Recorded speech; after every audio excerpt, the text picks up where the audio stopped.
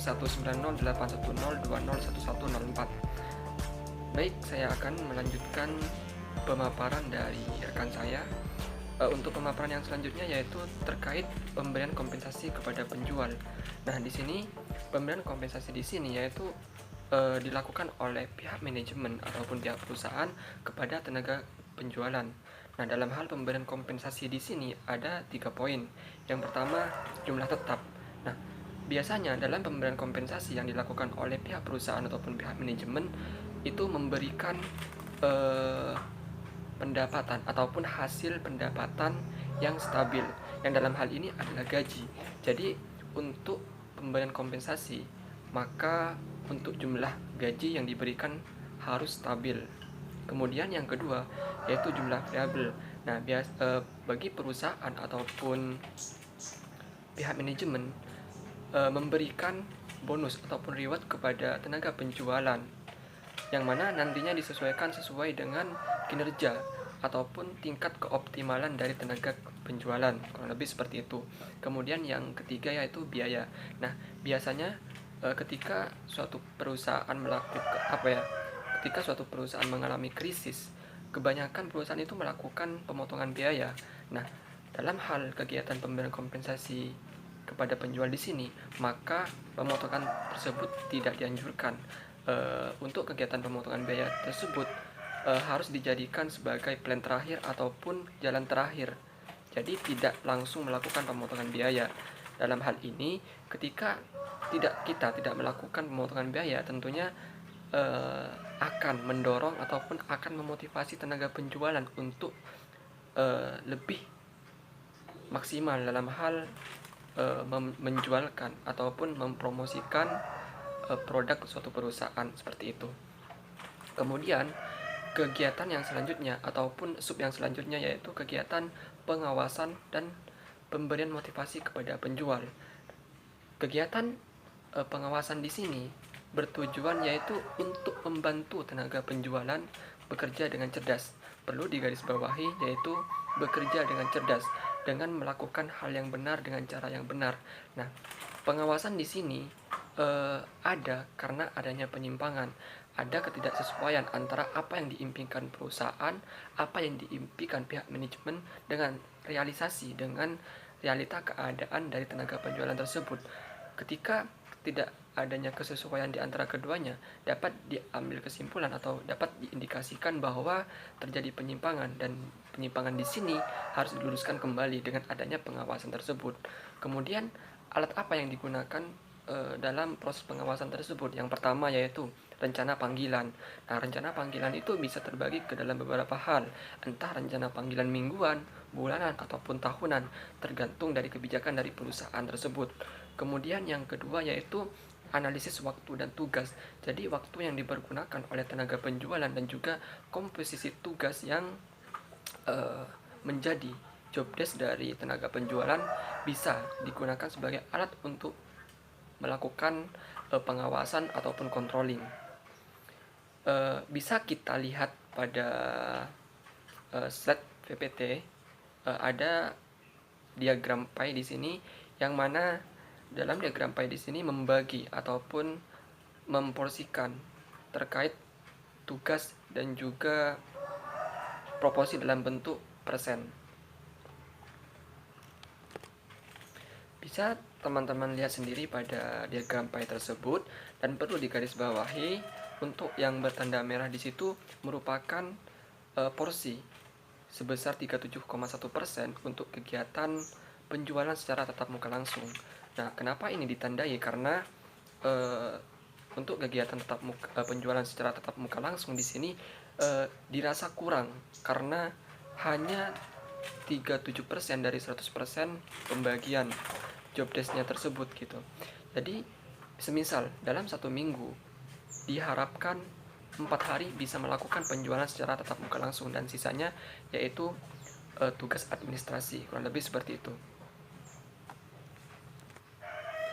Lalu apa yang dilakukan perusahaan dalam mengantisipasi minimnya waktu untuk kegiatan berlangsungnya penjualan secara langsung, yaitu perusahaan memberikan akses berupa alat-alat elektronik yang bisa dipergunakan oleh tenaga penjualan dalam hal berinteraksi secara langsung dengan calon pembeli meskipun dalam kondisi waktu yang tidak memungkinkan.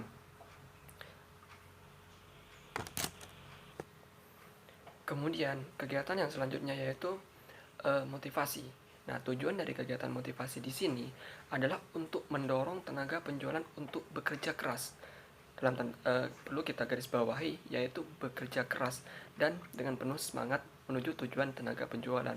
Nah, dalam kegiatan penjualan seiring berjalannya waktu, pastinya setiap tenaga penjualan itu merasa malas, merasa kurang bersemangat. Hal itu didasarkan pada latar belakang sebagai berikut. Yang pertama, biasanya tenaga penjualan itu bekerja sendiri dan itu menyebabkan kurang semangat karena tenaga penjualan di sini eh, masih dibagi dalam beberapa wilayah, kurang lebih seperti itu. Kemudian dalam beberapa kasus misalkan seperti lelahnya perjalanan, target yang disasar oleh perusahaan dalam lokasi yang sangat jauh, itu juga menjadi faktor yang melatar belakangi menurunnya tingkat motivasi tenaga penjualan. Terus yang selanjutnya yaitu sulitnya pelanggan. Biasanya itu kita mendapati pelanggan yang ngeyel ataupun sebagainya gitu. Dan yang terakhir yaitu adanya kompetitor yang agresif. Biasanya kompetitor yang agresif di sini eh, dari saking agresifnya dia sampai apa namanya eh, dalam kondisi terparahnya menjelek-jelekkan kompetitornya di sini. Yang dalam hal ini perusahaan yang saya jelaskan gitu. Nah, lalu apa upaya manajemen yang dilakukan oleh perusahaan secara umum? Yaitu yang pertama, berubah iklim organisasi. Kemudian yang selanjutnya yaitu pemberian insentif positif. Terus mensponsori kontes penjualan.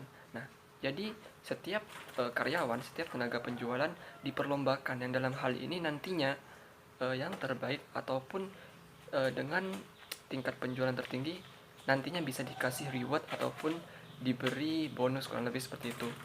Nah, kemudian yang dilakukan oleh manajemen dalam hal apa namanya pemberian motivasi kepada tenaga penjualan yang lain, yaitu pihak manajemen ataupun pihak perusahaan memberikan waktu istirahat karena tujuan pemberian waktu istirahat di sini yaitu untuk mengatasi dari lelahnya dari tenaga penjualan karena aktivitas kesehariannya yaitu sebagai tenaga penjualan. Kemudian yang kedua, pihak manajemen ataupun pihak perusahaan juga menyediakan tempat bagi tenaga penjualan untuk mengutarakan keluh kesahnya kepada petinggi perusahaan, seperti itu.